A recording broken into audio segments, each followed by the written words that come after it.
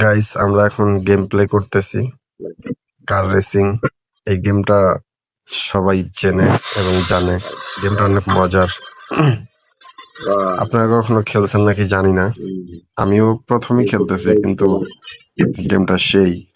এটার কোয়ালিটি, তারপরে হলো গ্রাফিক্স, সবকিছু আমার মোটামুটি ভালো লাগছে। আমি ভালোই লাগছে খেলা। এখন আপনারা চাইলে খেলতে পারেন। সুন্দর আছে গেমটা। এই গেমটার নাম ক্যাপশনে লিখে দেবো, সমস্যা নাই। আপনারা চাইলে গেমটা নামায় খেলতে পারেন। গেমটা মজার ছিল অনেক। এটার যে ওভার স্পিডিংটা অনেক মজার।